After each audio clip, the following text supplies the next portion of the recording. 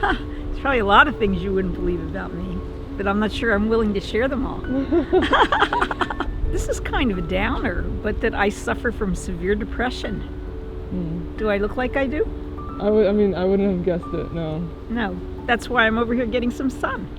It's something that I've dealt with for 9 years after I retired as a nurse practitioner, because I sort of lost my compass. I was a workaholic. I just finished having 20 ECT, electroconvulsive shock treatments for my depression. So what they do is they knock you out with a short-term anesthetic, and they induce a convulsive by running electric current through your brain, which is something that I never ever thought I would do as a healthcare provider. But my depression was so bad that I was willing to try anything. So I tried it. I spent 10 years in the military. You probably can't tell, right? Right. Yeah. Are you pretty patriotic? And You know, I was for a long time, but I don't know. Some things kind of changed after a while. It's difficult to reconcile like a lot of the things that the government's done, and you know, like my part in it and stuff like that. So after a certain amount of time, I just started to notice like there was a trend, like the things that I was saying, the things that other people were saying, the way it affected people. It started to make me really uncomfortable, and I think there's a lot of sexism in the military, and I think that's the main thing that I'm guilty of personally. Is I don't know, we were taught to dislike women. I can't like explain it in a logical way. It didn't make sense, and it doesn't make sense now. But at the time, I was surrounded by all these other dudes who were doing it, so it just felt right. I just said bad things about other women in my unit. They were Marines, they were just as qualified as I was, but it was wrong. And it's scary how easy it was, though, you know? It's scary how easy, how sometimes you just don't even notice the bad things you do, you know? Until suddenly you do. I don't know, I feel like a f***ing creep. what's something that I wouldn't believe about you? I actually love the junkyard, and I'm fixing up a car. Like, we tore the whole inside apart, and so yeah, I love going to the junkyard and just taking up part of the stuff. Why do you think people wouldn't believe that about you? Because I look very clean, and you get really dirty in the junkyard, and it's hot. It's so hot. Oh my god. But yeah, it's so fun. I like fixing things, and I love giving things another meaning. And I think a lot of cars, like, people take for granted. Like the car I'm fixing up and the car I have now, like, even if she broke down or if people want to buy it sometimes, like, I would never sell it. I don't know, I talk to the cars sometimes. They're like people to me, like my little kid. So when you go to the junkyard, do you just see like a bunch of people? No. I see a bunch of cars.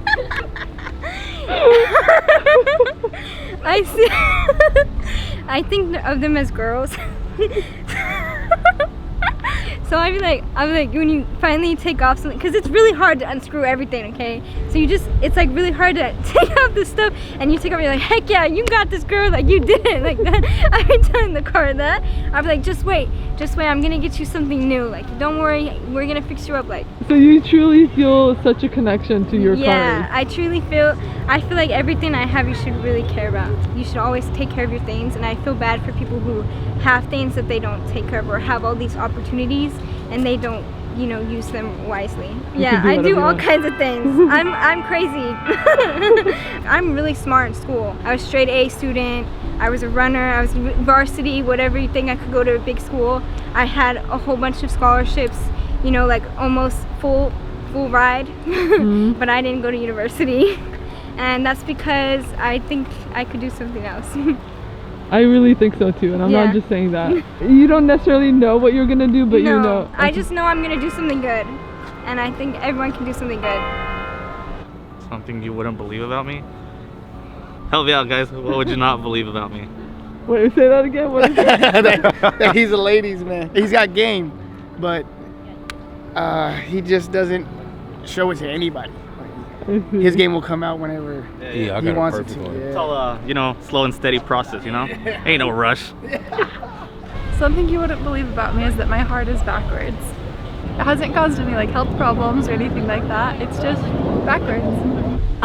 That I was on my high school wrestling team. Scared of needles. I have never had a cup of coffee in my life.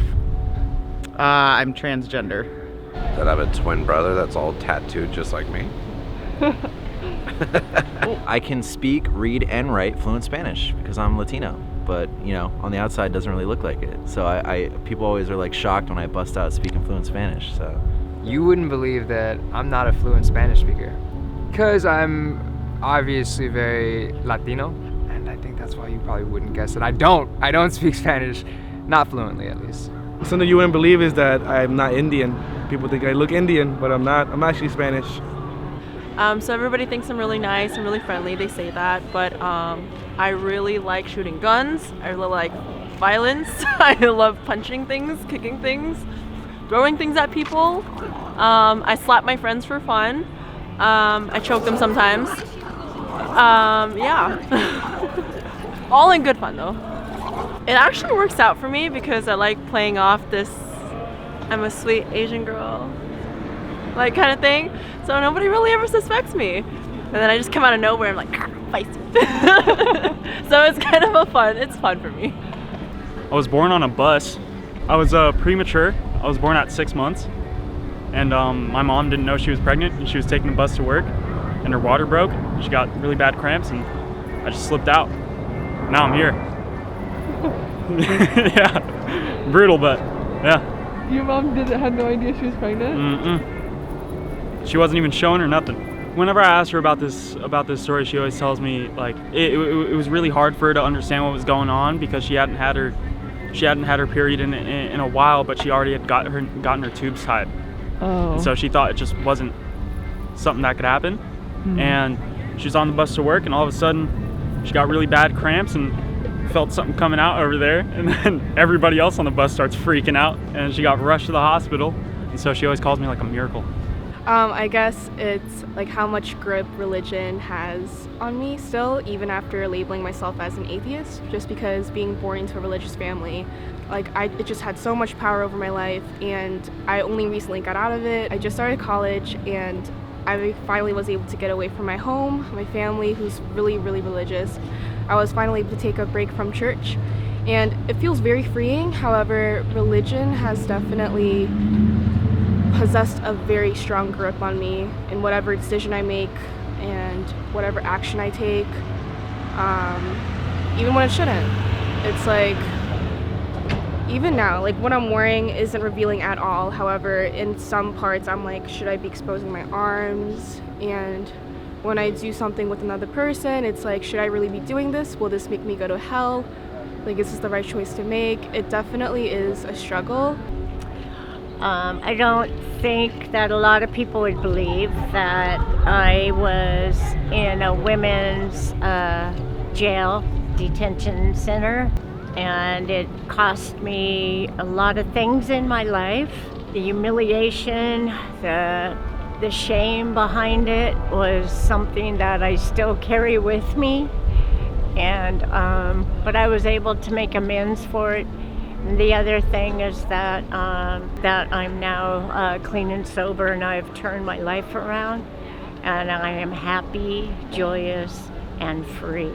And my life is such a blessing, and I'm super happy.